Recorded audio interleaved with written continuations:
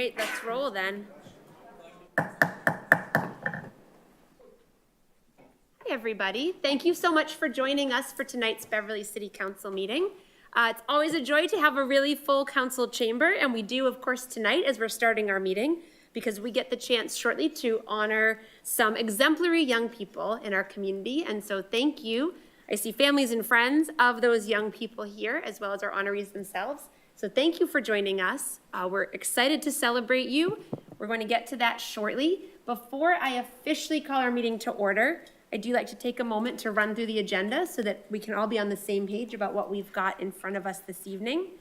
I want to start by thanking Kim in our BevCam booth for having us live and streaming on BevCam. Thank you, Kim. We appreciate that BevCam is with us and making sure that people can follow our meetings from wherever you are at times that are convenient for you. So this evening, as I mentioned, we do have right at the top of our agenda honoring some exemplary young people from our community.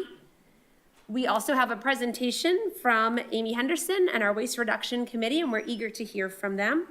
We have a posted 7:45 joint public hearing with our planning board relating to a floodplain overlay district zoning topic. And so if there are folks watching now or here planning to speak in that public hearing, you can sign up for that on the sign up sheet over on the table by the window. Take public comment in the order that we receive it. And then we have some routine business to take care of. We'll take a brief break for some subcommittee work, and we'll come back to finish it all up. So with that, I'll officially call to order this regular meeting of the Beverly City Council, Monday, May 5th, 2025, 7 o'clock p.m. Ms. Kent, will you please call the roll? Bowen. Here. Crowley. Here. Feldman. Here. Hausman. Here. Rotundo. Here. Spang. Here. St. Hilaire. Sweeney. Here. And Flowers. Here. Thank you, Ms. Kent. Councillor Crowley, will you lead us in the Pledge of Allegiance?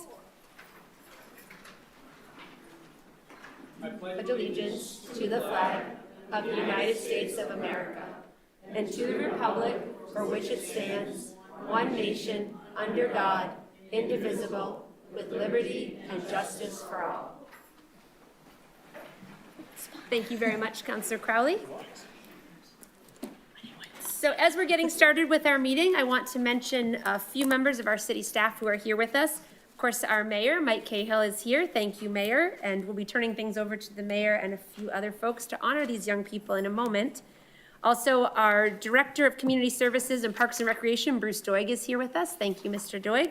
And our city's DEIB Director, Wangari Fahari, is here as well. Thank you very much, Ms. Fahari, for joining us. So we do have, as I mentioned, these awards honoring some exemplary young people. And so I'd like to invite Ward 1 Councillor Todd Rotundo, who's also a member of the Youth Collaboration Board, Tim Flaherty, Executive Director of the Greater Beverly Y, and former at-large City Councilor. Nice to have you back, former Councillor Flaherty, and in your current capacity. And of course, the mayor. I'd like to invite the three of you, take the podium, and I'll turn things over and help us be able to honor those young people. But before you do, thank you. Jim Butler, our building commissioner, is also here. And Jim, I apologize, I missed you in the crowded sea of folks, but thank you for being here with us, Mr. Butler. There you are. Perfect. Thank you. I appreciate that. Usually, there's just a few of you and I can see you right away. This is a much better scenario to have. Thank you. So Mayor and Mr. Flaherty and Councillor Rotundo, I'll turn Thanks, things Madam over President. to you. And everybody, it's good to see this room filled. It's fun. And I know why. You're all here to celebrate your young folks. The Beverly Youth Collaborative Board exists because in 1993, when the city was in trouble financially and the threat was that we were going to have to close our youth center, the YMCA stepped up and said, hey, wait, we'll help. And the YMCA has run our youth center for us ever since in a partnership with the city where we put some city funds in each year and the Y puts funds in. So it's a fantastic partnership. And as a result, there's a youth collaborative board that's made up essentially of a number of folks from our Park and Rec Commission, a number of folks from the Y, and I'll let Councilor and Executive Director Flaherty add to that. But what they've done is these two gentlemen and their colleagues on the youth collaborative board brought this back last year. It used to be that we honored young folks every year, and there'd been some time. And so they brought it back, and it's a wonderful thing because I see from the bios here that you young people who we're going to honor in just a couple minutes are fantastic people. You're doing wonderful things. And we're excited to have you here with us and recognize and honor you. So with that, I'm going to step back and let Counselor and Tim do the presenting. And what we've got in addition to their award is a gift certificate to Copper Dog, to just a little bit of something to take out and enjoy when you have a few minutes. Thank you, Mayor, Madam President, and Honorable Council. Thank you for having us today. It's amazing that in 1992, 1993, we started this, and I want to thank Mayor Kale for bringing it back and kind of having this nice collaboration and honoring some great kids in this city that deserve it. And I also want to thank Councilor Rotundo with his help and the leadership of the Youth Collaboration Board has made that collaboration board much stronger and made the partnership that much stronger. So, Todd, thank you very much for doing that. Now I think we should give up some awards. I know everybody's looking forward to coming up here. So, Todd, Councilor Rotundo. I'm going to keep this short because I know Councilor Flowers likes to keep presentations under 15 minutes, but I do want to recognize the Youth Collaboration Board, especially Katie Nelson and Kavehi, for the work that you did to really get this organized and put together this year. So thank you for all the work that you did do. I want to thank the selection committee that was part of doing this, but as well as all the work that the Youth Collaboration Board has been doing, especially through the transition with, we have the temporary center that's over at the old Gordon's Fabric, with the new center being built, so there's a lot of excitement going on. They've been doing some field trips off-site, so I'm really excited about what's been going on at the work within the city. With that, I am going to bring the mayor back up, and we're going to now recognize the great youth things that you've done this year. Should we take turns here? Okay, I get to read it all? Okay. I'm going to stick to the script, even though I know there's a lot more to say about each of you. So we're going to start with our elementary school division and Beckett Connolly. Beckett, you want to come on up? We're going to keep him quick and easy. Yeah.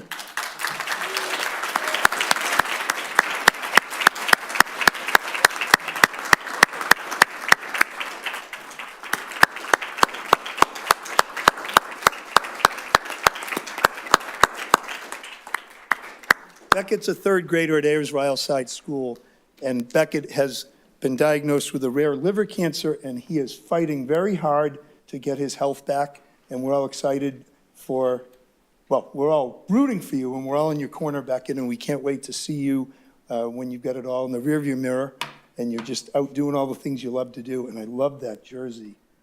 Is that a GAA hurling jersey from where, from Galway? Wow, fantastic. Right up your alley, guys. Fantastic. Well, here's your award and your Copper Dog gift certificate as well, all right? Congrats, Beckett.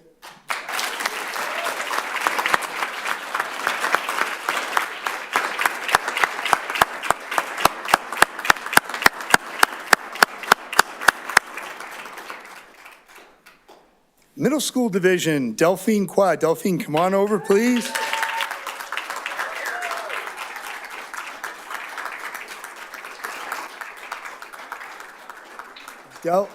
Delphine, in parentheses, Del, Qua, is an outstanding student who serves as a student representative on curriculum instruction and student life at the middle school and volunteers at the Herrick House while playing percussion very well in the school band, advocating for students during the strike last fall, and consistently demonstrating excellence in academics, character, leadership, citizenship, and service.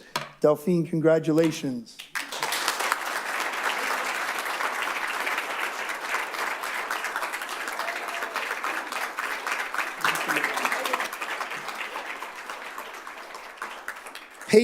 Peyton Stanton. Peyton with us, just come on up.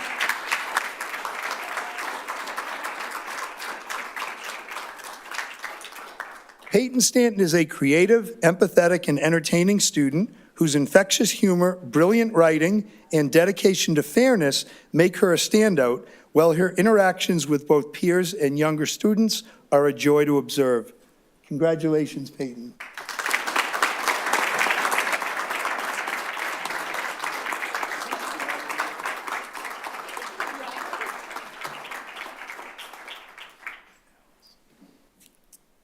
We've got, now we're in the high school, Alex Prue. I hope I pronounced it. Did I pronounce it right, Alex? Good Prue, yeah. Alex is a dedicated and resilient student at Landmark School who has transformed from a quiet learner into a confident, outgoing leader, excelling academically captivating audiences with her vocal talents, and giving back to the community through service, all while embodying courage, determination, and excellence. Congratulations.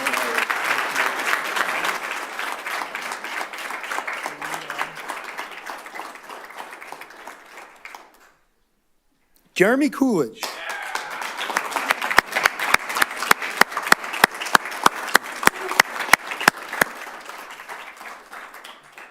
Jeremy Coolidge played a key role in advocating for the mayor's youth council. And I want to say, advocating is right. Jeremy reached out to his ward councilor, he reached out to me, the mayor, and other people, and we had meetings, some very formal meetings, right? And we were able to start, and it's a fantastic idea. And for the first time, I don't know, maybe in history, Beverly has a youth council this year, and we have, is it 13 members? 12 members of our youth council who are high school age or eighth grade students who have the opportunity to learn about government, to participate actively in government. And really, Jeremy's the champion that has made that happen. That's a fantastic accomplishment. You've also actively engaged with us in local government. You serve on the Youth Collaboration Board as well, and you're a member of the BHS Drama Club, embodying the ideals of civic service. Congratulations.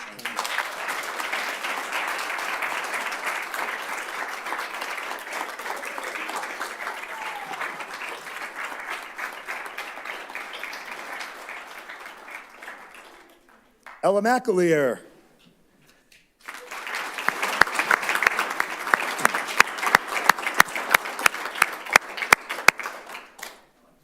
Ella is about to graduate Beverly High School, right? Ella McAleer is a hardworking senior at Beverly High School who excels academically, plays tennis, and selflessly volunteers with Ella Square Friends, consistently helping her peers and her community without seeking recognition, all while demonstrating strength and resilience after losing her father at a young age. Ella, congratulations.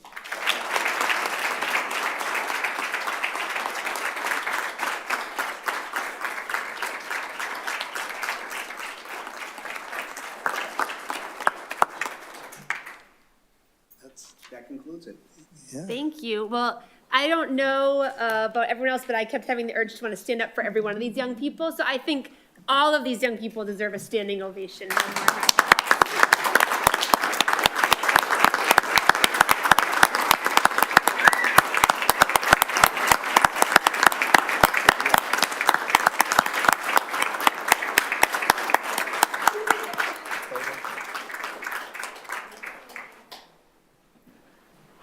Thank you very much to the Youth Collaborative Board and everybody who played a part in helping us to honor these exemplary young people. To the young people yourselves, congratulations. What a gift it is to have you as part of our Beverly community. We are certainly better for it.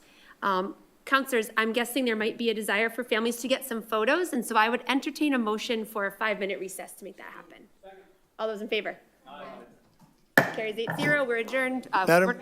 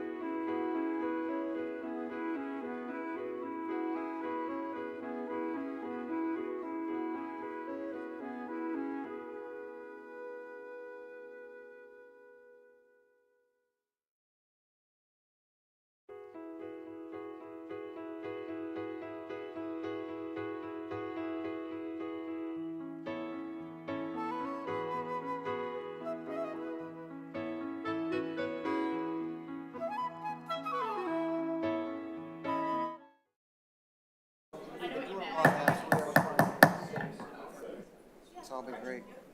Thank you very much, everyone. We'll call the full council back to order. And again, our congratulations to all of those exemplary young people and their families and friends, everyone who we had the opportunity to honor this evening. Thank you for joining us, and what a joy it is to have those kind of moments here in the council chambers. And now we have the pleasure of another presentation we've been looking forward to. Amy Henderson is here on behalf of the Waste Reduction Committee and has a presentation for us. And I know Ms. Henderson had been trying to get a presentation in front of us for a while. Our agendas have been so busy. So we thank you also, Ms. Henderson, for your patience getting on the agenda. We're so excited to hear from you now. So we'll turn it over to you. Well, thank you. And boy, nothing clears a room like a Waste Reduction Committee report. Oh, well, good evening. I'm Amy Henderson, Chair of the Beverly Waste Reduction Committee. Thank you, President Flowers and City Council, for providing time to present to you this evening and for supporting the Beverly Waste Reduction Committee's work. And thank you, Mayor, for being here tonight and for backing our efforts. As you know, the Beverly Waste Reduction Committee is a 9-person, mayor-appointed, City Council-approved volunteer committee. We advise, consult, and educate the City of Beverly and its residents on ways to reduce waste. We support events, manage zero waste stations, answer community questions, and review monthly and annual tonnage reports. Can you do the next slide? So what else do we do? Over the past 2 years, we have spearheaded or supported an estimated 60+ discrete events to which committee members and other volunteers have given at least 500 hours of time. Some of our more notable accomplishments are listed on this slide, but I'd like to highlight a few. First, we run zero waste stations at Lobster Fest, Pumpkin Smash, and the Senior Soiree in order to divert as much as possible from the waste stream, and that's that sort of greenish star up top. You can see the figures there, but picture an event like Lobster Fest or Pumpkin Smash. When we're there, a bag or less of garbage is produced and everything else is recycled or composted. We also helped to launch Beverly's 2 free food scrap drop sites at Bessie Baker Park and at City Hall. We also work closely with Green Beverly as a Green Beverly coach, fielding questions about recycling and composting. We also co-produced and appeared in the Talking Trash community conversation. And earlier last month, we appeared on the Sharing Wheel Green Beverly podcast. Fourth, we recently established a food diversion program at the Beverly Middle School, collecting up to 40 to 60 pounds of food weekly for the Beverly Bootstraps Food Pantry. We're only 2 months in, and already we estimate we've saved over 450 pounds of food from the waste stream. Helping Beverly Middle School and other Beverly schools establish a compostable food scrap collection is next on our agenda. Can you go to the next slide? Thanks. So what motivates us? We don't see trash, we see resources. Food scraps become compost and nourish a garden. Aluminum and other metals are endlessly recyclable. Old clothes get reused or repurposed, and mattresses, 85% of the material can be reclaimed. Yes, we want to reduce waste to help the environment, but reducing our waste footprint can help save the city money. Unfortunately, our culture treats waste as something that disappears. If you have something you don't want, you can throw it away, and it's no longer your problem. But waste doesn't magically disappear. It's been said that there's no such thing as a way. When you throw something away, it has to go somewhere. Our somewhere in Massachusetts is running out of space. The Massachusetts Department of Environmental Protection anticipates that our landfills will be most of our landfills will be closed by 2030, and all of our landfills will be closed by 2035. Currently, 40% of Massachusetts waste is exported either by rail or by train, by truck or by rail to New Hampshire, New York, Ohio, Michigan, Alabama, and South Carolina. In 10 short years, all of our waste will be shipped out of state. So what does this mean for Beverly? I recently heard Massachusetts is in for a rude awakening come 2030. Why is this? The cost of our trash and recycling will be vulnerable to the vicissitudes of the cost of transportation, the cost of tipping in other states, and any regulations and related fees governing the transportation of municipal solid waste. Michigan, for example, is debating raising their tipping fee from 36 cents a ton to $5 a ton. There's also the intangible climate cost of hauling waste hundreds of miles. Municipalities are reporting new trash and recycling contracts that include annual price increases of up to 6.5% a year. That adds up. For example, if tipping trash starts at $150 per ton, it will hit $193 per ton by year 5 of the contract. Here in Beverly, tipping rates have gone from $93 a ton in 2021 to $106 a ton currently, and rising to $112 a ton this July. And surely when we renegotiate the new contract, it will go up even more significantly. Can I have the next slide? Happily, there is a plan. So both Massachusetts and Beverly aim to reduce 2018 waste levels by 30% by the year 2030 and by 90% by the year 2050, which is pretty precipitous. And the good news is that Beverly residents want to divert waste if given the opportunity. The Waste Reduction Committee has seen over and over again that Beverly residents will sit in line for hours for household hazardous waste collection. They'll show up for styrofoam collection in the driving snow, and nearly 1,800 households use black earth compost collection services, either by subscription to weekly curbside pickup or by carrying their food scraps to the city's 2 free drop sites. Waste reduction is not a political issue. It's practical, and it's about fiscal responsibility. It's also about giving Beverly residents tools and opportunities to reduce waste and save the city money in the process. And we are making progress. Beverly dropped into the 1,501 to 1,750 pounds per household per year bracket for the first time in recent history. Let's keep that momentum going. What can we do next? First, we should treat waste hauling like any other utility. If you use more, you should pay more. So we should adopt some form of pay-as-you-throw. I know this isn't popular, but municipalities with this model dispose of 500 pounds less per household per year. That could save Beverly $371,000 annually at today's trash tipping rates. In future years, when the tipping rates go up, it'll save even more. Hamilton and Gloucester both have pay-as-you-throw, and they throw out an average of 500 pounds less per household per year than Beverly. Both Manchester by the Sea and Worcester have a form of pay-as-you-throw, and they throw out a whopping 750 pounds less per household per year than we do. Second, Beverly will enter into a new waste hauling and recycling contract as of July 1st, 2026. The new contract is an opportunity to incentivize residents, public schools, and public buildings to subscribe to food scrap curbside pickup or to use the free drop sites. Every composting household reduces waste by up to 25% by weight, which, if done citywide, could save the city approximately $250,000 per year at today's rates. Finally, we should explore regional partnerships, either in the form of a Center for Hard-to-Recycle Material facility, which is also known as a CHARM facility, or a Household Hazardous Waste facility, or both. Newburyport, with their CHARM facility, throws out on average 250 pounds less per household per year than Beverly.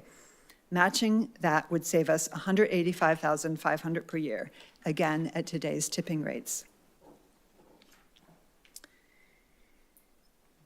So we're here asking for your help. Please put some muscle behind our efforts and 500+ volunteer hours. First, please enact a private hauler ordinance. The mayor is ready to work with us and any interested councilors on this. And we need to ensure that all Beverly residents have access to recycling collection. There is no excuse given the long-standing ban in Massachusetts on recyclable materials in the waste stream. This includes making sure every new apartment building and multifamily has room for recycling collection.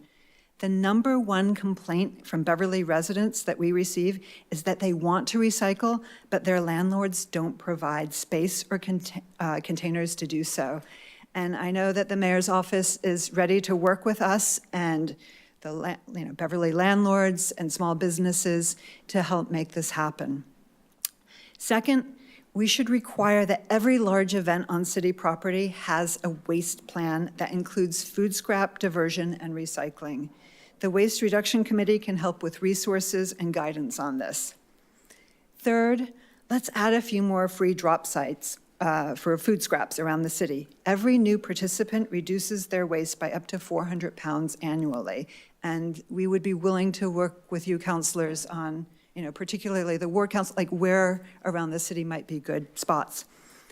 Finally, please invite us to your ward meetings or your neighborhood meetings. We'd love to support your constituents with waste reduction resources and education. So thank you again, President Flowers and City Council. We'll leave this final slide up while we take your questions.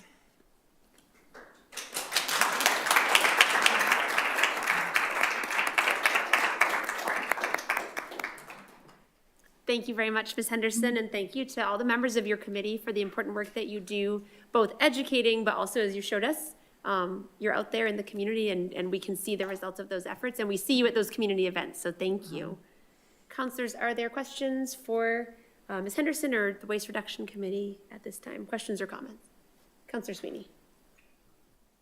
Thank you, Madam President, and thank you, Ms. Henderson, for the presentation, and to the members of the Waste Reduction Committee for being here.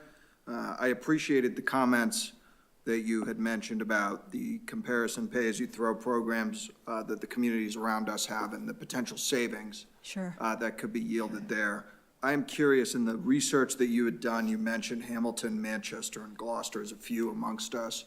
Are there any models of pay-as-you-throw in particular that stood out to you or to members of your committee as a model that Beverly may want to pursue? So that's a great question. I think one thing that we could do is leverage what is almost certainly going to be a requirement in the new contract of having the automated bin pickup, which is where the truck drives down the street, and instead of somebody hanging off the back of the truck has automated arms that reach out and pick up the waste barrels.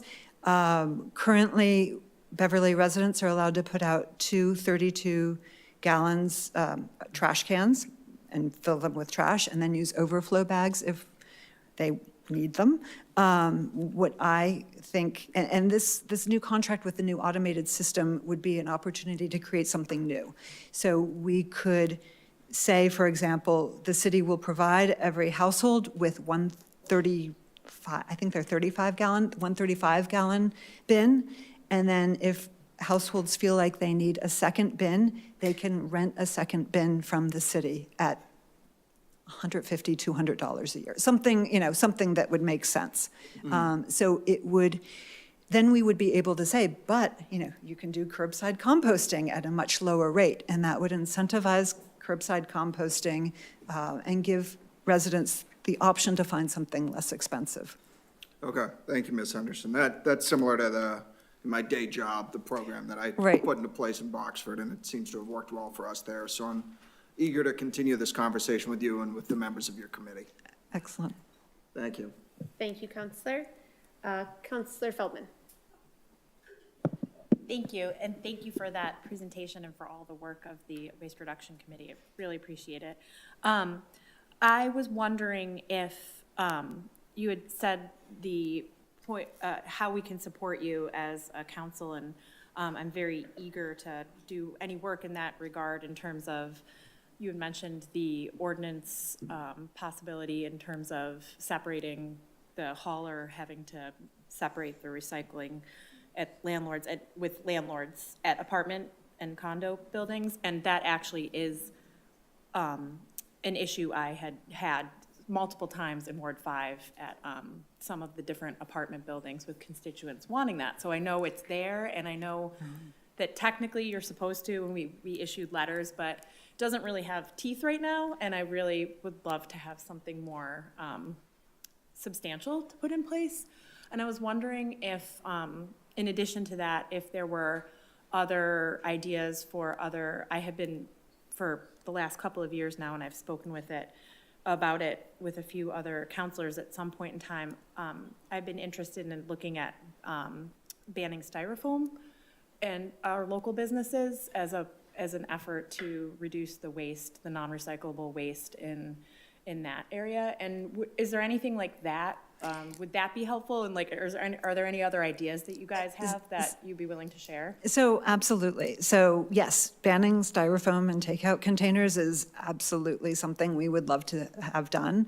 And possibly working with the health department to do, well, Swampscott just recently passed a ban on styrofoam and black plastic and, everything that takeout puts in a bag extra that you don't need, sort of, no use or zero use items that automatically go in the trash. And they worked with their health department. And so it's something that we could work with the health department on, particularly black plastic, which seems to be troublesome in takeout containers. And the other thing that they did was if you get takeout and it comes in a clear plastic container, there's a warning on the label that says, please don't reheat this in the microwave in the plastic, and that it's dangerous to your health. So this could be a spot where we could work closely with the health department. And yeah, I need to reach out to Laura Delachai to see about that.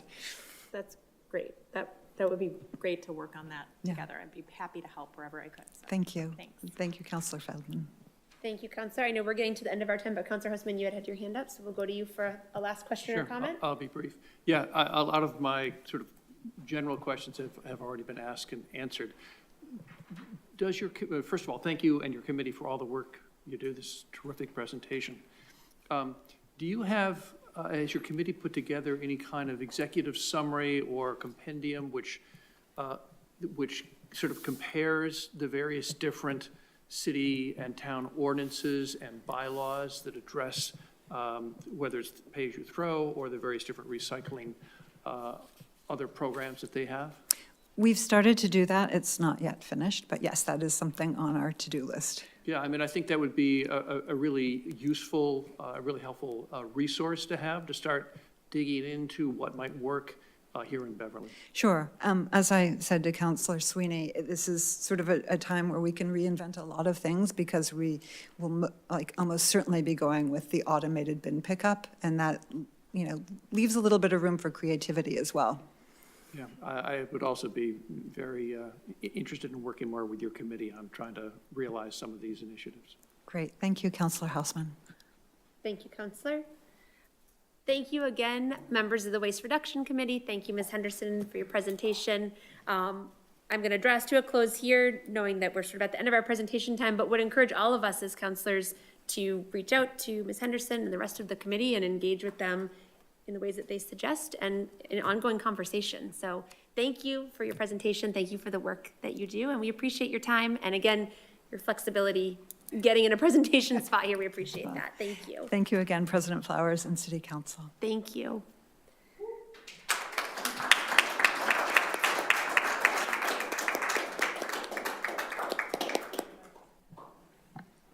Ms. Kemp, let's go to communications from Ms. Honor the Mayor and see if we can take care of those 3 items getting to subcommittee before we take a little recess to get the planning board up here. Order number 157, a grant for $23,400 for Essex County Outreach Grant to support TTSC and CIT training, which is operated at the Beverly Police Station. Please refer that to the Committee on Finance and Property. Order 158, an appointment for Jennifer Snyder of 75 Dodge Street to serve on the Waste Reduction Committee. Please refer that to the Committee on Public Services. Order number 159, an appointment for Dr. Malagorzetta Margaret Chalapuski, 119 Water Street, to serve on the Beverly Board of Health. Please refer that to the Committee on Public Services. Let's do communications from other city officers and boards, please, as well. Order number 160 from the city clerk, a renewal application for a flammable license for American Petroleum at 586 Cabot Street. Please refer that to the Committee on Legal Affairs. Order number 161 from Superintendent Chirotich, a request for approval to enter into a lease transaction with Apple for student laptops. Please refer that to the Committee on Finance and Property. Order number 162 from Counselor Spang and Counselor Houseman, N192, Replacement Project Citizen Advisory Committee update for third, fourth quarters of 2024 and first quarter of 2025. Thank you, Counselor Spang, Counselor Houseman, for that update. Is there anything that you wanted to mention about that for the council?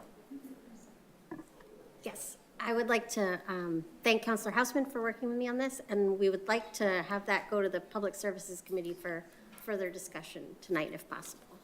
Thank you very much. Let's refer that to the Committee on Public Services, please. Councilors, I would entertain a motion for us to take a brief recess now so that we can get the planning board members in place and be ready for our 7:45 hearing. So this would be a 3-minute recess. All those in favor? Aye. That carries 8-0. We'll be back in 3 minutes.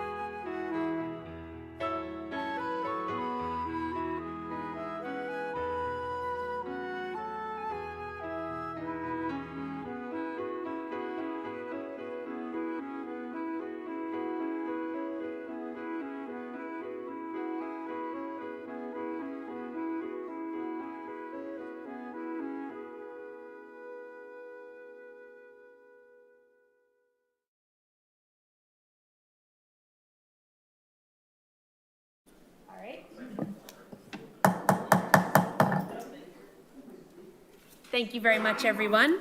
So we're getting prepared here for a joint public hearing that we're going to have with our colleagues on the Beverly Planning Board. And so I have Vice Chair Derek Beckwith is here with me this evening. Thank you very much, Mr. Beckwith. We're going to open the city council portion of the hearing and then recess it. We just have a member of the planning board on their way here and just not quite here yet. So councilors, will open our portion of this public hearing. This is a 7:45 public hearing on Order 116. Notice is hereby given in accordance with Mass General Law, Chapter 40A, Section 5, that the Beverly City Council and Beverly Planning Board will hold a joint public hearing on Monday, May 5th, 7:45 p.m. in the City Council Chamber, City Hall, 3rd floor, 191 Cabot Street, Beverly, Mass., relative to the proposed adoption of a new floodplain overlay district, or FOD ordinance, replacing the existing section 300-48 FOD floodplain overlay district for the purpose to comply with Federal Emergency Management Agency FEMA requirements under the National Flood Insurance Program. A copy of the proposed ordinance is on file in the city clerk's office and is available for public review. And this was in the Salem News, April 21st and 28th, 2025 p.m. Councilors, is there a motion to recess this public hearing until 8 o'clock? All those in favor? Aye.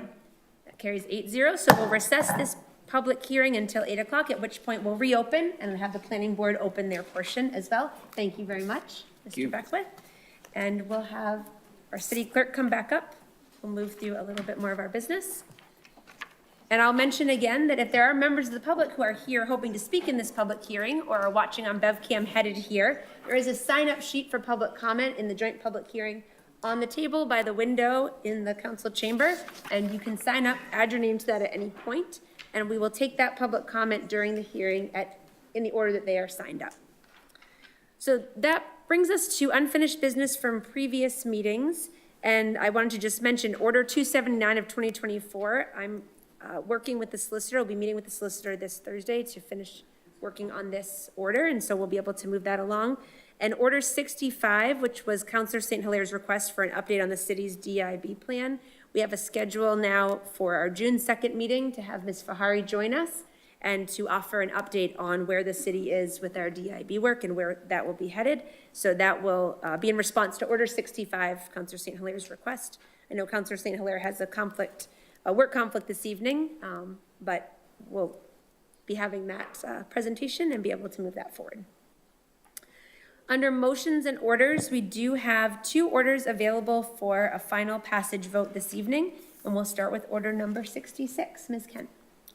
Order number 66, proposed amendment to Chapter 270, Vehicles and Traffic as follows. Upon the following streets or highways or parts thereof, parking is hereby prohibited at all times at Highland Ave North from 80 feet west of Cabot Street to Railroad Avenue, Highland Ave South from Cabot Street 90 feet westerly, 270-48, 2-hour parking. No person shall park a vehicle for longer than 2 hours on the following streets or portions of the street. Highland Avenue North from Cabot Street 80 feet westerly. Parking prohibited at all times, Section 270-66. Highland Ave from 90 feet west of Cabot Street to Railroad Avenue on the south side only. This was in the newspaper on March 7th, and this is final passage. Thank you, Ms. Kent. Councilor Spang, this was your proposed ordinance change. Anything that you'd like to say at this point? Yes, I'd like to thank Sergeant Dana Nicholson, Fire Captain Jacob Kraling, Parking Enforcement Supervisor George Solari, Assistant Solicitor Jesse Dole, as well as residents of Highland Ave and Highland Terrace who met with Mayor Cahill, City Engineer Lisa Chandler, Chief of Staff Jocelyn Ruel-Kursker, and I back in April for engaging in the process and for everybody's help in getting this draft ordinance change together. Thank you very much, Councilor Spang, and thank you for your work on this process as well. Is there a motion to approve Order 66? Second. Is there any further discussion or questions? All those in favor? Aye. That carries 8-0, and that is for final passage. So Order 66 is approved. Thank you, Councilor Spang, for your work on that. And we have Order 107, also available for final passage this evening. Ms. Kent. Order number 107, proposed amendment, Chapter 270, Vehicles and Traffic as follows. Amend the following ordinances to remove the stricken language and add the language as follows. 270-43, parking prohibited during certain hours, Herrick Street North from Cabot Street to 325 feet southeast of Sawyer Road. Parking by permit only during activities at the Beverly High School 40 field. Herrick Street South from 5 Herrick Street to 35 Herrick Street, parking by permit only during activities at the Beverly High School 40 field. Section 270-41, parking prohibited at all times on Herrick Street, both sides from Sawyer Road to Brimble Ave. Herrick Street South Side from Sawyer Road to Ames Street. And this was in the newspaper on April 23rd. And this is final passage. Thank you, Ms. Kent. Is there a motion to approve Order 107? Is there any further discussion, questions, or comments? Counselor Bowen. Thank you. I know we talked at the last meeting just about potentially hearing from Councilor Crowley if there was feedback from the neighborhood on how this might play out, and if there's been any discussion about revisiting at some point to see how it goes with events, or if it's intended to just sort of be final. No, the neighborhood is excited to have this happening. So just especially because of the double parking and everything that's going on right now, this way here, it can help identify who can park where and whatever, and then cars that aren't stickered or whatever, that way the police department will help move them into the parking lots. This just kind of frees everybody up on Herrick Street and up there during all games, not just specific games throughout the series, so that everybody's happy to get to there. Thank you, Counselor. Counselor Bowen. Thank you. And it sounds like the main public message is park in the parking lots for events. Correct. Anything having to do with the high school games, sports, whatever they might be, not just the high school, but also youth sports and everything, if you're having them at the high school, just the ask is to park in the high school parking lots. Thank you, Thank you. Counselor. Are there other questions, comments, or discussion on Order 107? Okay. All those in favor? Okay. That carries 8-0, and that also is for final passage this evening, and that is approved. Thank you. I would entertain a motion, thank you, Ms. Kent. I would entertain a motion, councilors, to take a brief recess of 5 minutes to be able to bring Mr. Beckwith back up and get the planning board set. I know we have everybody here now, and we'll resume that public hearing. All those in favor? That carries.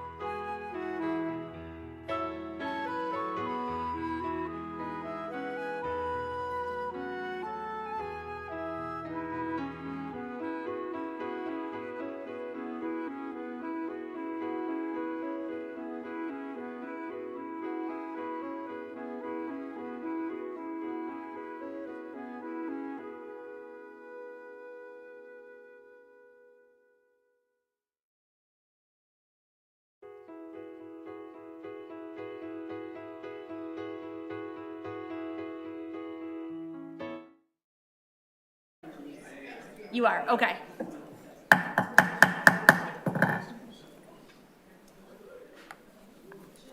Thank you very much. I'll call the full council back to order, and we do have all of our colleagues at the planning board are here and ready. As I mentioned, Vice Chair Derek Beckwith is here. Thank you very much, Mr. Beckwith. It's a pleasure to have you up here, and he'll be running the joint public hearing with me. Councilors, we opened and then recessed our part of this public hearing, so I will officially reopen the city council portion of the joint public hearing. This is on order 116. Mr. Beckwith. Well, thank you very much, Madam President and Council. It's an honor for us to be here with you. My name is Derek Beckwith, Vice Chair of the committee, and I'd like to call our meeting for the purposes of having a joint hearing with you to review the proposed amendment to the City of Beverly's Floodplain Overlay District Ordinance on May 5th, 2025. I'll quickly take the roll call since we don't have a show of hands available for people. Sarah Bartley, Ellen Flannery, Marcus Glynn, George Gomes is absent. Nathaniel Lewis is also not able to make it tonight. Wayne Miller. Wayne is here. Derek Beckwith here. And Ellen Hutchinson, our chair, is at a professional commitment tonight and sends her apologies for not being here. But we have our quorum of 5 members present, so I call the meeting to order. And members, I would welcome a motion to recess into public hearing. Is there a second? A motion made and seconded by Mr. Miller. All those in favor, I have to read the roll again. Roll call. Sarah Bartley, Ellen Flannery, Marcus Glynn, Wayne Miller, Derek Beckwith. The 5 members present voting in the affirmative. The meeting is now in session. We're in order. Thank you very much, Mr. Beckwith. And thank you to our colleagues on the planning board for joining us. I know we have our Sustainability Department Project Manager, Mr. Ibrahim Lopez Hernandez, is at the podium and ready to kick things off. So Mr. Lopez Hernandez, will go to you first, and thank you very much. Thank you, and good evening, members of the City Council as well as Planning Board members. My name is Ibrahim Lopez Hernandez, and I will be giving a quick presentation on the Flood Overlay District update that the City of Beverly has to do in order to keep participating within the National Flood Insurance Program. This is happening concurrently with some other 70-plus municipalities that have to do this around the same deadline. So I'll just be going through some slides and then happy to answer any questions. I also want to recognize Jim Butler from the building department, as well as Beth Oldmingson, who may be able to provide any answers on the legal aspects of this, if they're a little bit into the weeds, as well as the practicalities, how to implement this and how compliance occurs. So just going through some quick background here on the presentation. A quick overview of the National Flood Insurance Program is that it is a program managed by FEMA since the 1970s, and it provides affordable insurance for property owners in flood-prone areas. Participation requires local adoption of floodplain management regulations. So this has been occurring since the 1970s, and throughout time, FEMA changes their requirements as well as their maps, and municipalities have to adopt those to keep participating in the program. And this offers claims for coverage of building contents as well as mitigation compliance. And one key thing is that in the real estate market, having flood insurance is a prerequisite to be able to get federally backed loans, et cetera. A summary of the recent FEMA determinations that have happened, specifically now that by July 8th, the City of Beverly has to adopt this language by the state, is that in January 8th, they notified the city that the flood insurance study has been completed. And now it is up to the municipalities, including Beverly, to adopt said ordinances so they then comply. The Massachusetts Department of Environmental Protection is the key stakeholder, the key agency that is responsible for guaranteeing that Beverly, as well as other communities, are actually compliant within the program. So since January, we've been working along Mass DEP to be able to get the correct language and going through various iterations and getting their feedback. and now we have their approval to move forward locally. The floodplain overlay district changes at a high level here on the background links local rules to the requirements that FEMA has instituted now, and expands the goals to include safety, emergency response, and utility protection. Those are some of the key highlights that may have not been in previous iterations of the program. This adds federal definitions, designates a floodplain administrator, which has been missing in the past, and now it is a requirement for municipalities to have somebody identified for this, and allows waivers for minimal impact projects. So there's a little bit of more leeway there. It tightens permitting, drainage, and floodway rules, raises thresholds for base flood elevation, and it adds variances rules. So the Zoning Board of Appeals, in their responsibilities, also have a key responsibility in this. So just as a quick background on what the floodplain overlay district is, it's essentially the national flood hazard layer in Beverly. So as you can see here, the blue shaded areas are the areas that are considered a floodplain in Beverly.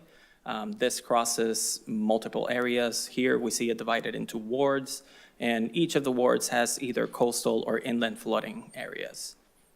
And currently we have about 1,400, a little over that, of parcels that are within the floodplain. Giving a little bit of context into how the program has worked in Beverly since the 70s, using publicly available data from FEMA, we saw that there's a total damage amount throughout the claims throughout time that we have received, or FEMA has received, about $3.6 million that Beverly claims have gotten into FEMA and have been reported because of rainfall, winter storms, et cetera. Of those claims, $2.8 million have been received by those claimants on their policies. So we're looking at about $700,000, a little bit over that, $726 on uncovered costs. So the program isn't perfect, and this has been voiced in the past that underinsurance might be an issue, and I can talk a little bit about that in one of the following slides. So we also took a look at the underinsurance as well as uncovered costs that we have seen in Beverly. Most of the cases, as you can see on the table on the right of the claims, people who are not underinsured but have had uncovered costs are the most common policy type or claim that has happened since the 70s here. In total, we have seen about 164 claims in Beverly that folks have been using the NFIP program in order to be able to mitigate their impacts because of an emergency, rainfall, et cetera. Looking this throughout time from the data that we received, this is how it looks. So you can see a pretty big increase since 2010, more or less, here on the graph, where a lot of storms and a lot of impacts happened. So since 1970s all the way through 2010, it has been a steady increase, relatively stable amount of claims and damages and uncovered costs. And then from 2010, 2020, up until 2024 now, we have seen that increasing. So exposure to risks, at least from a claims side of things, seems to be happening at a larger degree. And this is just to be able to visualize it a little bit more simply on the next slide. These are the uncovered cost amounts that we saw in Beverly for that data. 1990 seems to be one step up.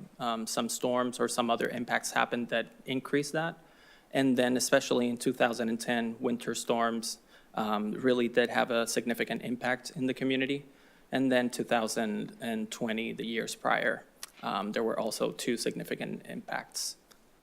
So that's just quick background to kind of segue into something that happened a few months ago from Washington. There was this report from the Government Administration Office where they cited some concerns with this program as it relates to disaster assistance, and that's why we're bringing this information forward.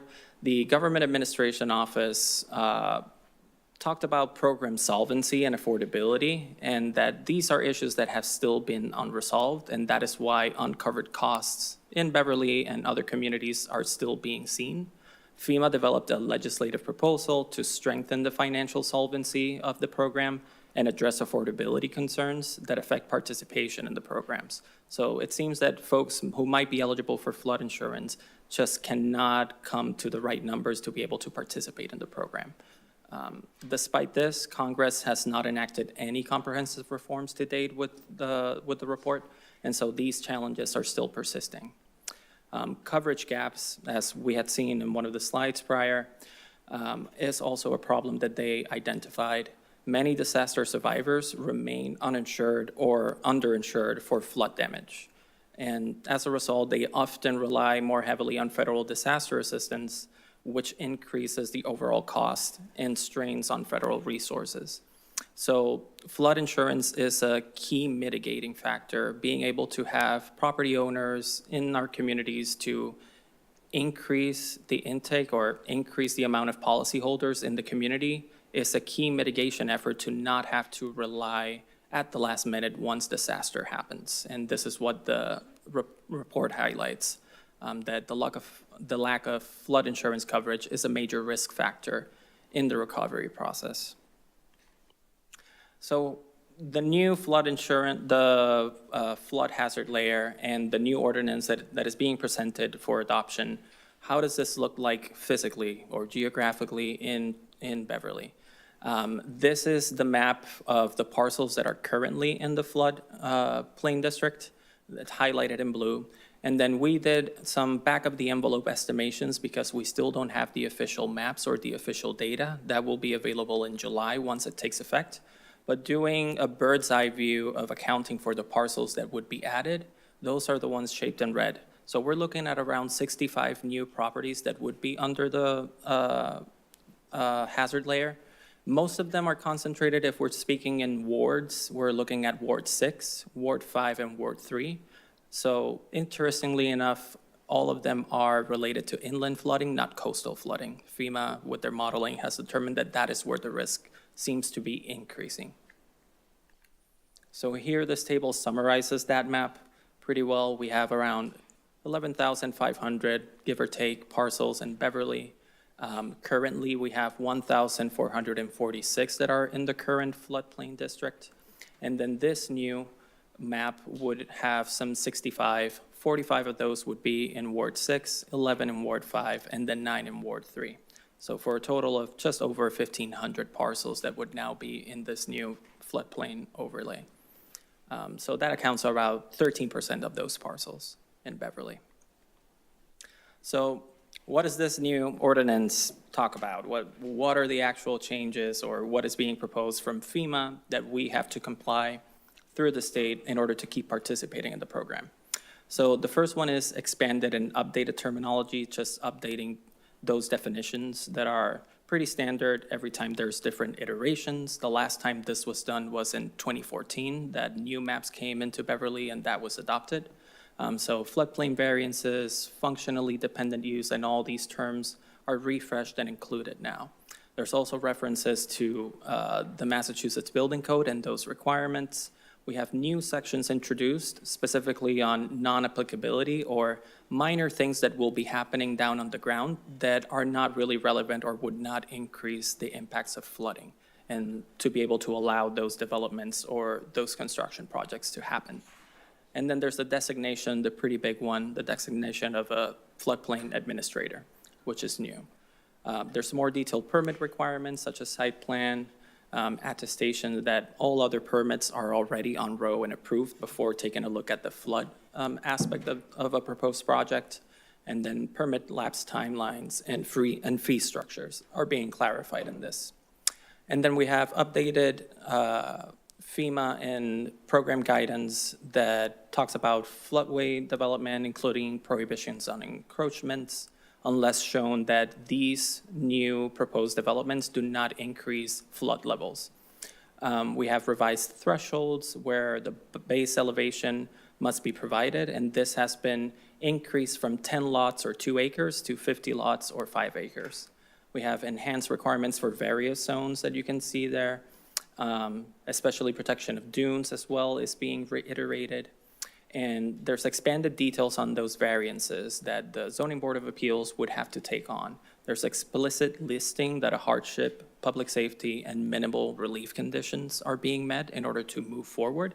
And if the Zoning Board of Appeals determines that that project can move forward, there has to be an information to owners or some language saying that there might be insurance premium impacts and that you are at risk, even though we're allowing you to move forward with what you're desiring. So having that clause is key and now will be a requirement.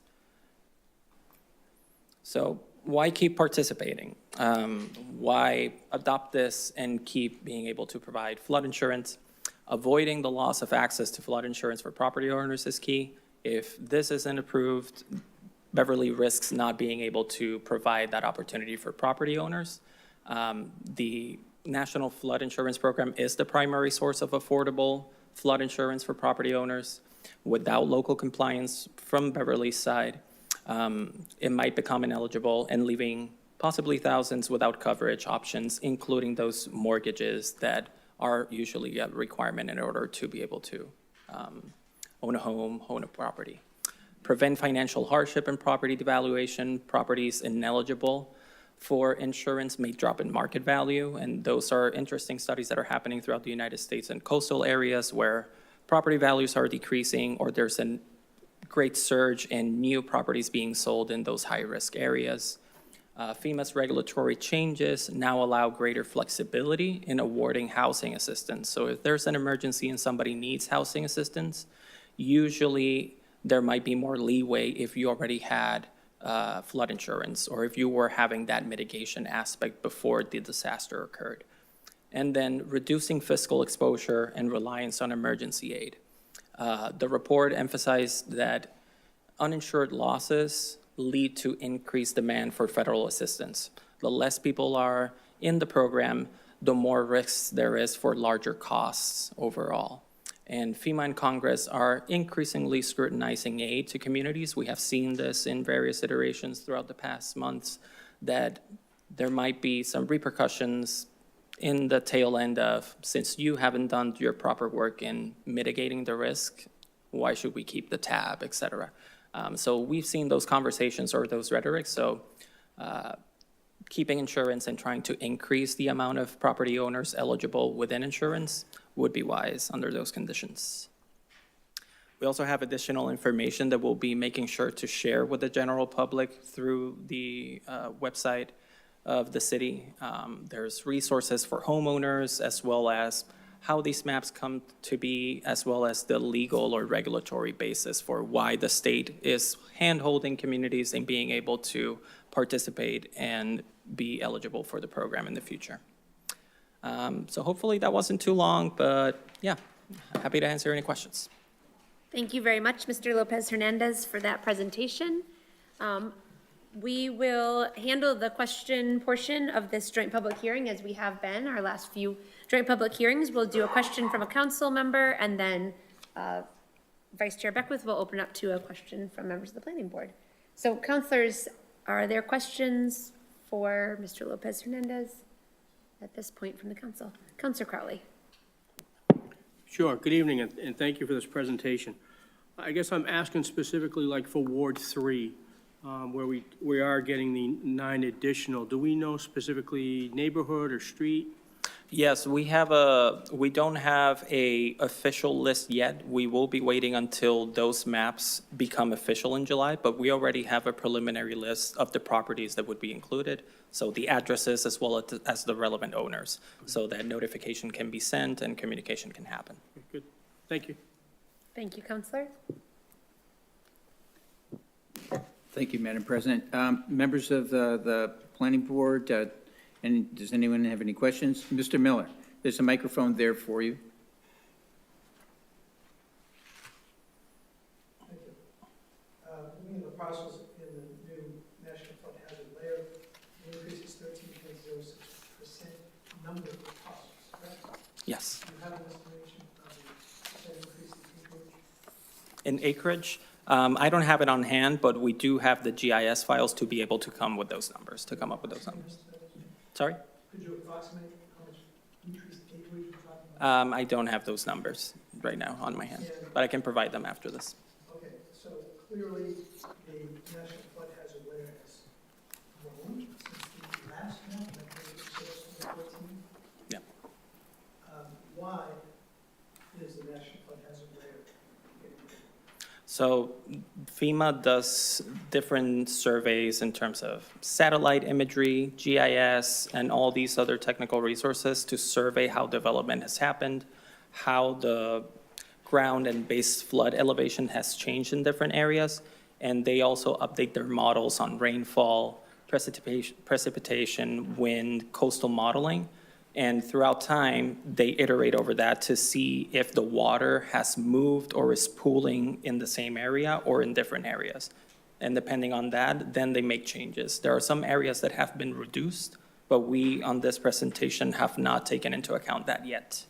So since the National Flood Hazard Layer has been in existence, there have been some reductions in some areas, but by and large, it's shown an increase year over year, map over map, and this is forecast to continue forever. I don't know, and I don't know what FEMA's plans are in terms of that, so I can really not say. And I can't talk about the 2014 because I wasn't part of it, nor have I looked at those map changes. But for this time, 2024, and these changes that have to happen now, by looking at that layer that FEMA shared on the changes, you can see expansion of the water as well as reduction of the water. Yeah, thank you. There's not really discussion of the underlying cause of the need to increase the National Flood Hazard Layer, which we have not addressed in this meeting. I haven't seen that yet. Counselors, are there questions that you have? Counselor Houseman.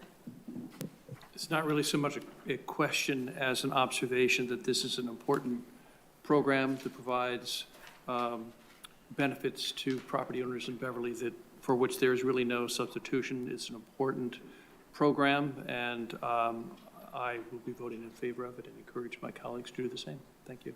Thank you, Counselor. Members of the committee, any questions? Any other questions? I actually do have a question. Actually, Commissioner Butler, if you could come to the... I don't want to presume that this question is more in your sweet spot, but I'm wondering, in looking at several sections of the proposed ordinance, which I believe was drafted actually hand in glove with the Department of Environmental Protection statewide and follows the FEMA template guidelines and all of that. In the 6 years I've been on the planning board, I can't specifically remember a floodplain overlay district waiver or variance coming before the committee or being called out that way, even though there may have been. But I'm wondering, in your experience, how often this happens and what they may be for? Well, for the 2.5 years I've been here, I think I've only issued 2 permits for work being done in the floodplain. So up to this point, there have been no variances been applied for that I know of.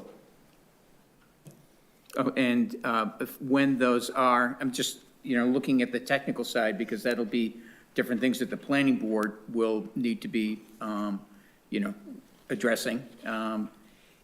It's not for anything substantially different or giving people the opportunity to build below the, I'm trying to get all the acronyms down here.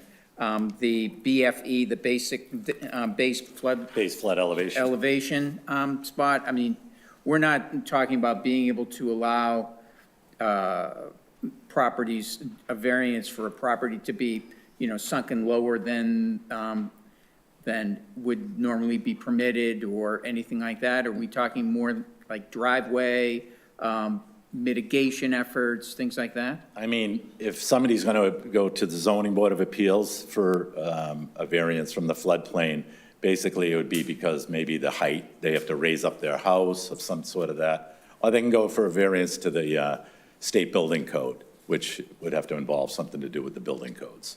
Yep.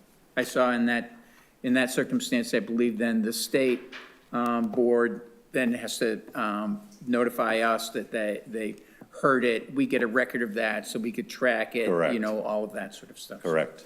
Okay, thank you very much. Yep. Counselor Bowen. Thank you. I appreciate the comprehensive overview and I agree it makes sense for us to continue complying by adapting our ordinance to the new requirements. So only a couple of questions on my side were whether we anticipate with the new maps and slightly new wording, whether there's any additional burden on our building inspector and/or zoning board of appeals. And then secondly, if we're anticipating there are homeowners who will need to look at different insurance options sort of as a result of where they're now characterized, where their properties are. You want to take that first piece? I'll take the insurance. To my knowledge and the resources that the state has provided, I haven't seen any language or any resources saying that current insurance might have to change or those conditions and parameters because they're now included in the floodplain. I would venture to guess that if new work is going to happen to an already built, like an addition that requires a permit, CBA approval, et cetera, then maybe there could be a trigger there where the insurance just doesn't cover it. But to my knowledge so far in the resources that we've been shared with and being able to craft the language with their approval, there isn't right now any explicit information that new parcels or new homeowners, property owners would have to change that. Also, as part of this, current insurers do keep track of parcels that are being included. So they download this data, they analyze it, and they also communicate with their customers in relation to this. Thank you, Counselor. Members of the planning board, any other questions? Yes, Mr. Miller. I believe you said there were 70 communities currently doing. Is it anticipated that any of those communities will reject the new floodplain? Not to my knowledge. So far, all the communities have been moving forward. What I've learned from other peers and other communities who are bringing this forward for the adoption for the July 8th deadline is that everybody's right now in this same process of talking with their planning boards and city councils. Newton and some other communities have already approved it and they're already in compliance and the state has sent that proof to FEMA.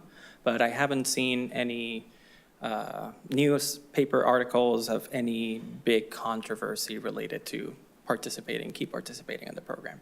Thank you. I'm just trying to conceptualize what the objections would be. And I can't conjure any. Counselor Spang. Yes, I just wanted to thank you for all the work on this. I've had Ward 2 residents reach out for help when their homeowners insurances are going up. And so being able to still qualify for the flood insurance or newly qualify for people new to the flood zones is really important, at least in my ward too. So I support these changes as well. Thank you, Counselor. Members of the committee, planning board. I would like to also echo what's been said tonight, Mr. Lopez, and say that it's so much work that most people, you know, it's that hidden benefit of government. And I do remember in 2010 when the severe flooding happened and ice dams. Remember the year when ice dams were on everyone's roofs and I was up with an axe chopping on my house. There was a whole discussion about whether or not flood insurance, the National Flood Insurance Program, was going to fail because of the high costs, and the lower participation actually puts it much more at risk at the way insurance works at failing. So I personally am in favor of this, and we'll see how the board feels. But I would also, I'm expecting that the city solicitor's office in their work behind the scenes on the wording and everything also feels confident that this document is great or good for the city, is in line, is not presenting any conflicts or issues or anything like that? Thank you, Assistant Solicitor Oldmixon. Good evening. Yes, our office has reviewed the ordinance and worked with Mr. Lopez Hernandez on the language and we are comfortable with presenting it to both the City Council and the Planning Board. Great, thank you. Councilors, any other questions from members of the City Council? Any other questions? Yes, Mr. Miller? I just want to be understood, and it's clear that we're doing this process because we're living through a period of human-caused climate crisis. And it's incumbent on us to take necessary action to the extent that we can as a community to do what we can for the future of our kids, our grandchildren.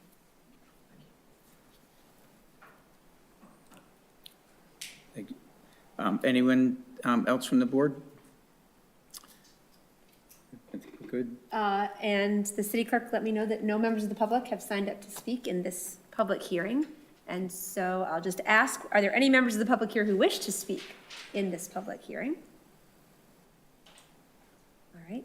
Seeing none, I will close the City Council's portion of this public hearing and refer this back to the Subcommittee on Legal Affairs, where we will be able to then await a recommendation from the Planning Board for further action. And from the planning board's perspective, our job is to make a recommendation to you. And with that in mind, I would welcome a motion from the board for us to recess the planning board portion of the public hearing to a time perhaps in 5 minutes in conference room A, where we can continue the discussion this evening. Is there a second? All those in favor? Oh, let me read the roll call. Sorry. Sarah Bartley? Ellen Flannery? Marcus Glynn? Yes. Wayne Miller? Yes. Derek Beckwith? Yes. The 5 members present voting in the affirmative. The motion passes unanimously. We are in recess. Thank you very much. Thank you, Mr. Beckwith. Thank you. It was a pleasure to have you here with us and a pleasure to have all of our members from the Planning Board as well. We appreciate your work. Thank you. Thank you very much. It's a pleasure and honor to be here. Councilors, I would entertain a motion just for a 2-minute recess to give the Planning Board a chance to reconfigure. All those in favor? Aye. Thank you very much. Just take a 2-minute recess and we will be back.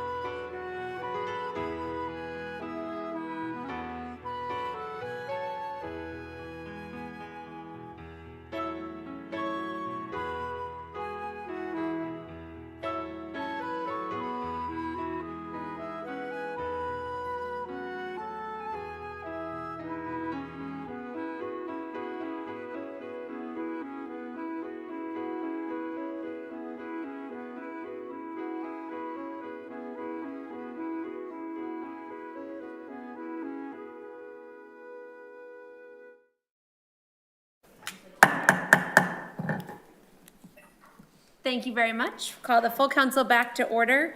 And we're at the point in our agenda now that we will take a brief break for some subcommittee work. And this is not a subcommittee meeting night, it's a regular council meeting night, so this will just be a brief break of about 15 minutes. Any work that we can't get done, of course, we'll schedule for independent subcommittees. So I would entertain a motion, councilors, to take that brief break for our subcommittee work. All those in favor? Aye. That carries 8-0. We do have the planning board in one of the conference rooms, so tonight we'll have finance and property in the chamber. We will have public services in the hall and legal affairs at the committee table. Thank you.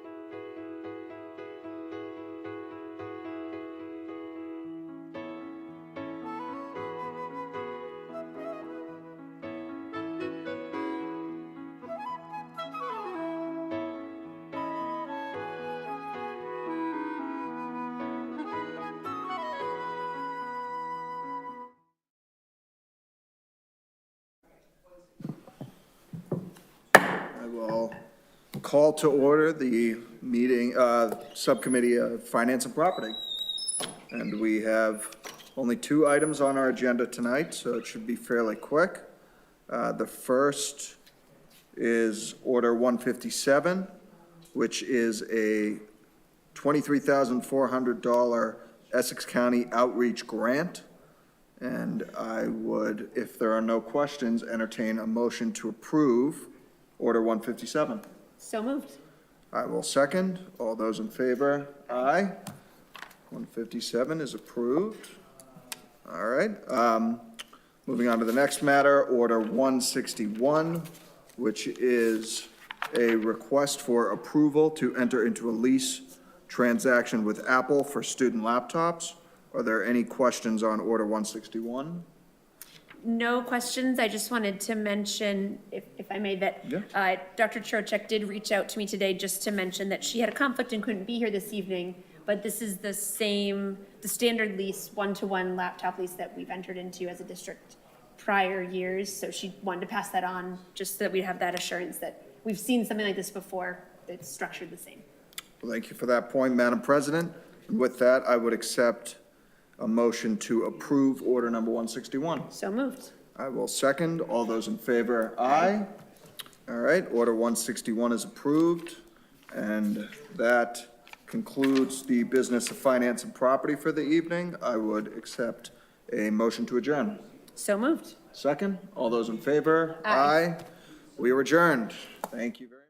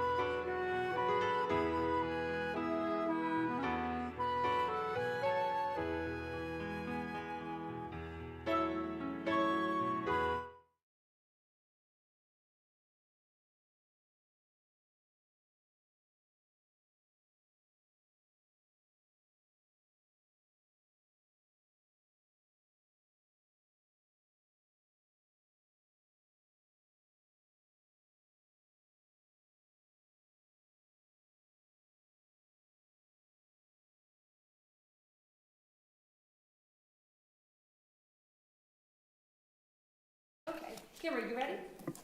All right. Thank you very much, everyone. Call the full council back to order. Thank you, subcommittee chairs and subcommittees, for that work. And we're back for reports from subcommittees. Order number 145, the Committee on Legal Affairs, to whom refer the matter regarding an appointment for Judy Ashkenaz to serve on the planning board.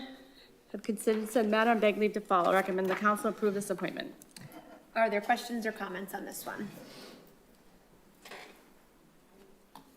All right, the question comes on the acceptance of the proposal and the adoption of the order. All those in favor, aye. Aye. That carries 8-0. Order number 155, Committee on Legal Affairs, to whom refer the matter regarding a proposed ordinance change to Chapter 69, Article 2, Section 69-9, Classification and Pay Plan. Have considered said matter and beg leave to follow. Recommend the council receive this and place it on file. Are there questions or comments? I would entertain a motion to receive and place on file as recommended by the subcommittee. Second. All those in favor? Aye. Carries 8-0. Order number 160, the Committee on Legal Affairs, to whom refer the matter regarding a renewal application for a flammable license for American Petroleum, 586 Cabot Street. Have considered said matter and beg leave to follow. Recommend the license be granted. Questions or comments on this one? Question comes on the acceptance of the proposal and adoption of the order. All those in favor, aye. Aye. That carries 8-0 as well. Thank you. Order number 144, the Committee on Public Services, to whom refer the matter an appointment of Todd Destant to serve on the Beverly Airport Commission. Have considered said matter and beg leave to follow. Recommend the council approve this appointment. Questions or comments? Councilor Bowen. Thank you. Just one comment that there is a commission meeting coming up on Monday, so we were thinking of moving to reconsider just so that the appointment can move quickly and there's time for him to be sworn in ahead of that meeting. Thank you very much, Councilor. Are there other questions or comments? Question comes on the acceptance of the proposal and adoption of the order. All those in favor, aye. Aye. That carries 8-0. Then I'll make a motion to reconsider that appointment with the hopes that it will fail. Thank you very much, Councilor Spang. So Councilor Spang is making a motion to reconsider. Is there a second on this motion? Second. Thank you very much. And then all those in favor, this is if you wish to reconsider the vote you just made, you would vote in favor. All those in favor of reconsidering? All those opposed? All right, that fails 0-8. And so the motion to reconsider has failed, which would allow for that appointment to be sworn in time for the next meeting. Thank you, Councilor Bowen. Order number 157, the Committee on Finance and Property, to whom refer the matter regarding a $23,400 Essex County outreach grant to support TTSC and CIT training, which is operated at the Beverly Police Station. Have considered said matter and beg leave to follow. Recommend the council approve this request. Questions or comments? Question comes on the acceptance of the proposal and adoption of the order. All those in favor, aye. Aye. That carries 8-0. Order number 161, the Committee on Finance and Property, to whom refer the matter regarding a request for approval to enter into a lease transaction with Apple for student laptops. Have considered said matter and beg leave to follow. Recommend the council approve this request. Are there questions or comments on this one? Question comes on the acceptance of the proposal and adoption of the order. All those in favor, aye. Aye. That carries 8-0. That's it. All right. Thank you very much, Ms. Kent. Councilors, are there any announcements or reminders from the council? Councilor Crowley. Yes, I just want to remind everybody, invite everybody to join us Thursday night for the PIP meeting having to do with the Varian contamination project that's going on. It's going to be at the middle school on Thursday at 7 o'clock, and we're asking for everybody and anybody, please join us. Thank you. Thank you very much, Councilor Crowley. I also wanted to, Councilor Spang. Yes, Councilor Houseman and I would like to invite everybody to the next National Grid Citizens Advisory Committee meeting, which will be on May 15th at 5 o'clock in council chambers. And Councilor Houseman has arranged for the city engineer, Lisa Chandler, to come and talk about this year's paving plan as it relates to the route along the transmission line. So I know people had questions about that. Thank you very much, Councilor Spang. Councilor Houseman. Councilor Bowen, did I see your hand as well? Yes, tangentially related, I just wanted to flag that we held Order 162 in committee, the update on the replacement project and other issues related to National Grid. So we're planning to schedule a separate meeting on that. Just wanted to flag for councilors to keep an eye out for a public services meeting on that in the coming weeks. Thank you very much, Councillor Bowen. Other reminders or announcements from the council? I wanted to mention on behalf of the city clerk's office that tomorrow at 5 p.m. is the deadline, the last day to receive a vote by mail ballot. To apply for a vote by mail ballot for the upcoming special election that's happening on May 13th. And of course, you also can vote in person in that special election on May 13th. All of the regular polling places will be open, so if you are going to vote, you will go to vote where you typically vote in every regular election. If you have questions about where your regular polling place is, you can call Ms. Kent's office and her team will be happy to answer your questions or assist. I also wanted to mention that another meeting that's coming up this week is our joint meeting with the Beverly School Committee. That will be happening this Wednesday, May 7th at 6:30 p.m. That is scheduled to be in the Beverly High School Library, and that is open to members of the public to come and attend.